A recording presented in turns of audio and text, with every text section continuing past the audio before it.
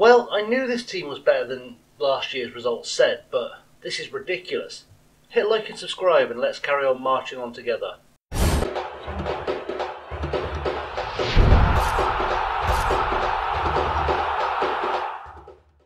What's up guys, I'm ChasingLamely and welcome to episode number 3 of Marching On Together. Today we are playing Middlesbrough away in the League Cup. We've had many battles with Middlesbrough over the last few seasons, but this, the first time it's not been a local derby, which is quite nice. As you can see from the league table, we've played 3, we've won 3. Let me show you what's happening there with the schedule, because that's always good. You obviously saw the win over West Brom in the first episode, or the second episode I guess. We then beat Leicester 1-0 with Ruhan scoring for us, and we beat Brighton 1-0 with Jamie Shackleton getting a goal. So not too shabby. Anyway, that's pretty much all I need to update you on. We're going to get into the game, play Middlesbrough, see how far we can get in the Cup. For those of you who may be wondering, our minimum expectation is the 4th round of the League Cup. So let's see what we can do, shall we? So, the team news. Justin Bilo is in goal. It's Jedvaj, Koch, Verba and Sarachi at the back. We've got Buendia, Skip, Jones and Jankto in the middle. Rodrigo and Ruan up top. We've got Suarez, Florente, Persin, Gelhardt, Drama, Greenwood and Kovnacki on the bench. We've also, just so you understand why this, I'm not playing weakened team on purpose. Phillips is injured for couple of weeks. We've got Shackleton out for up to 4 months because he broke his leg. Stuart Dallas is out injured. He's also got a bid in for him. I'll explain what's going on there shortly. And then we have got Fernandez out for 4 weeks as well. So things looking a bit suspect in terms of the squad. Instead, I'll explain what's going on with transfers at the end of the episode. The window is still open, so we may see some players leave. We'll definitely see at least a couple of players leave. So that's for the end of the episode to explain. For the team talk, we're going to say we should be winning this one comfortably. Play your own game and you'll win, and nobody seems to care whatsoever. Good. Tunnel interview is always good. G. Longwell would lead Johnson. We've got a great mutual respect for each other. Max Verba takes the captain's armband there, which you see him the leader. I mean, if he was picked at random, the captain is not selected today. As you would expect, I think Dallas and Phillips are our captains, and both are injured. It's fine, let's get into this, let's see if we can pick up a win against Middlesbrough. And we've got ourselves an early throw-in. It's going to be Josimir taking the throw, the long throw. Spence misses it, Rodrigo is there. I mean, Spence has to take all the blame for that, but Rodrigo gets himself his first goal under our management. By the way, for anyone who's wondering why Rafinha isn't playing today, it's partly because he's been mediocre at best, and it's partly been because he has played every game so far this season. I just wanted to give him a rest. So don't panic, he's not been dropped or binned or anything. He's just having a day off. And another throw in with Jedvaj, he's going long into the box. Rodrigo is there again, can't quite get his head to it. It's going to fall to Jedvaj, short to Curtis Jones. Jones back to Koch. Koch to Verba. Verba plays it to Jankto. Jankto out wide to Josimir. Can Josimir get a cross in here? It's going right to the byline, swings it back, Skip heads it to Rodrigo.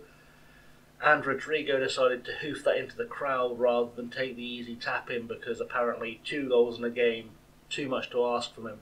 And now Middlesbrough with a corner, goes into the box. Rodrigo there at the back, headed away this time. Falls to Ashley Fletcher, who punished us every time we played Middlesbrough when we were at Sunderland. He goes all the way back to Collins.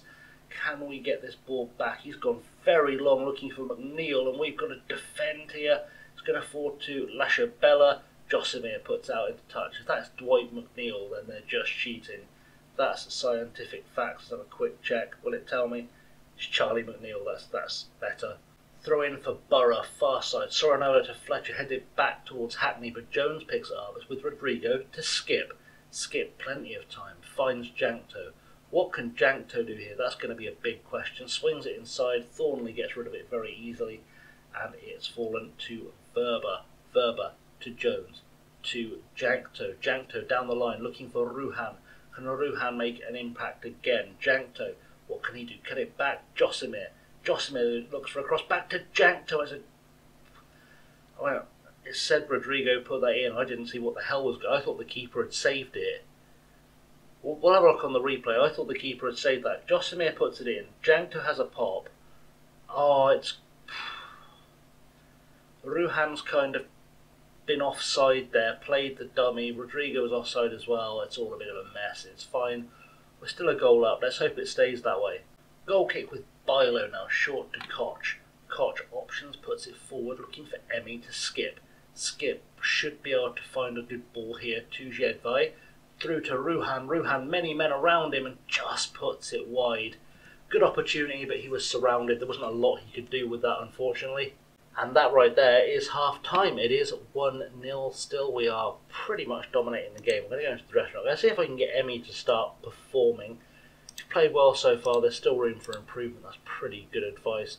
Let's do a quick individuals thing, and we are going to tell Emiliano Buendia that we have faith in him. Let's see what we can get out of him. We got nothing out of him.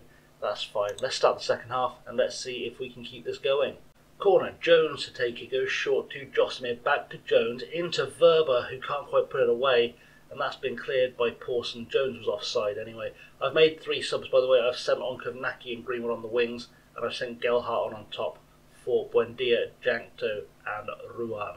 Ball goes forward for Middlesbrough. Verba heads it away. Jones on the ball. Curtis Jones is looking much better in midfield than he was up top, which is food for thought. Jedvai, ball through, looking for Greenwood. Can Greenwood cut it back? He can. Gelhardt is there. Joe Gelhardt with his first of the season. He's not really been playing because when I came to the club, he was the only good striker I had at the club, apart from Rodrigo, who we thought was leaving. I brought in 2 or 3 more, and he's just not really got a look in, but maybe this is time to rethink his position in the team because he's looked a bit more lively just by doing that than some of our strikers that have played a lot of games so far. Throw it on the far side. Josimir is going to be the one taking it. Hopefully he's going to go long into the box. He's not. He's gone short to Curtis Jones. Jones plays it down the line for Josimir. Back to Kovnacki. Kovnacki back to Skip to Jedvai. Jedvai puts it away. And that's 3-0. And things start to look slightly more comfortable for us now. That's looked pretty strong all round. But, you know, it's good to get... It's good to get a good victory going. Hopefully it will inspire some confidence. I mean, we're unbeaten in the league already anyway. But it will inspire a little bit of confidence, hopefully. Hopefully it will lead us to maybe a cup final. Maybe even the European spots come the end of the season. Free kick for Borough. Skinner takes it, puts it forward. Verba heads it away. He's been very good today. Skip over the top, looking for Rodrigo. I mean, that's gone in, but I don't know who finished it. Jordan Thornley is taking the credit for the own goal. I mean, I guess it is what it is. Skip with a great ball forward, over the top, looking for Rodrigo. The keeper sort of got there first, but then Thornley put his toe in, and he was the difference between it going in and being saved by his own keeper, which is an interesting choice, interesting decision he's made, but that is full time, and that is 4-0 to Leeds over Middlesbrough. We've done very well today. I'm happy with the result and your performance. Everyone looks inspired and motivated. And I guess we'll come back in just a second. I'll explain what's going on with the transfers and then we'll have a quick look and see what we get in the next round of the Cup. In fact, before we even get to that, we've got ourselves a tunnel review. Such a positive result may have gone down well with you, or the players being sure they can have a day off. To say that particular result was on the cards be an exaggeration, behave yourself. Behave yourself. That was... a win was expected. Maybe not 4-0, but a win was expected. Right, onwards and forwards. Let's talk through transfers and then we'll have a look at this third round cup draw. So I've come back actually first for the third round cup draw because it didn't occur to me transfer deadline day is on the same day as the draw. Transfer deadline day is ongoing. It's been way busier than I expected it to be. So I thought we'd do this first and I'll come back, we'll round off the episode. I'll show you who's come in, who's gone out. Nice and simple stuff. So let's see who we get before we move on to see what we're doing transfer-wise. We've got Brentford at home, which is a pretty solid draw. How have Brentford been doing the last few seasons? I mean, 8th in the Championship, 12th in the Championship, 9th. They did get a 3rd place finish in the Championship a while ago, but yeah, they're solidly in mid-table. So that's not too big a worry. Right, let's move forward and I'll show you what's happened transfer-wise. So here we are, the window is slammed shut and it's time to show you what we've brought in. There's been some drama like Newcastle making a bid for Joe Gelhardt. They offered 21.5. I asked for 40. If they'd said 30, he'd have been going. They walked away. But let me show you what we have brought in and what we have let go. So it's not necessarily been the strongest window I've ever had. I've brought in a lot of younger players, a lot of fringe players, people who develop for the future above all else. One of them came in was Seb Ravan from Aston Villa. He's immediately gone on loan to Blackpool. He cost me £850,000. I do not know why he's signed for me though, because he is the brother of Dominic Ravan, for those who aren't aware, who I signed for Sunderland in the first season with the club, and promptly ended up just letting wander off to Livingston. In fact, I just didn't renew his contract, and he's gone in the summer at the same time I have. But yeah, he joined me, didn't really have a great time for me, but apparently that's a thing now. But looking at Ravan, he's a good left back, he's a good centre half, a bit like his brother really. He's very similar to his brother, he's very quick, good in the air as well, which is good to see. I think he's going to develop into a really good centre half. If you see his potential, I think it's only set at like 3.5 stars or so, if we can actually get to that stage. Come on, show me. There we go. Yeah, it's only set to about 3.5 stars. But I think he can get himself there, be a Premier League player. I think he's just worth developing. We'll keep an eye on him. Next in, another backup player. He is Brooks Lennon, an American international. He used to play for Liverpool, actually, back in the day. I've paid $875k for him. He's had a bit of a weird career back and forth between Salt Lake, which I am informed is the dullest city on earth. He's also played at Atlanta and at St. Pauli. I don't think he's going to be a first teamer. He was just brought in to be cover for everywhere, really. He's just kind of, he's backup. He's replacing someone as the backup cover. He's not a great player, but he'll slot in where I need him to, and we can always sell him for a profit, so that's not big drama. We also brought in Rhys Norrington Davies for £3.2 million from San Jose Earthquakes. He is a Welsh international with 6 caps. Decent all-round left-back. He's essentially in as the backup left-back for Sarachi, because we tend to use Verba as a left-back, as a centre-back, Jedvai as a right-back, and Koch as a centre-half. So Norrington Davies kind of comes in to be that backup left-back for us. He's had a decent career, came through the ranks at Swansea, joined Sheffield United, ended up back on loan at Swansea, San Jose on a free. Seems to have done well for himself, so we're gonna keep him around for now at least, and just see what we can develop with him. See if he gets used. Who knows? Maybe he'll turn into a surprise breakout star. Next up, coming in from Hertha Berlin for £4.3 million is Dodie Luca Bacchio, a Belgian former under-21 international, winger on both sides, can play up top. This guy is ridiculously good. He's only 2.5 star ability, 4-star potential, but he's 25, still time to develop. And if you look at his stats that highlight when you put him on a wing, my word. Okay, his decision-making composure, not the best. Some of his mental's not the best. We can maybe tutor that into him. Maybe it's not too late to tutor that into him. But my word, that pace. This boy's going to be very, very dangerous. Had a decent career. Joined Hertha Berlin for $18 million from Watford. So for us to bring him back to England for less than Watford brought him to England for in the first place, I like that. I like that as business. And in terms of departures, Matthias Klich has joined Metz for $1.9 million. He's a Polish international, but he was 33. He wasn't good enough for the team. Spent last season on at Sheffield United. I didn't think I was ever going to use him. You see his Scouser was a 41. He was never going to get in this team.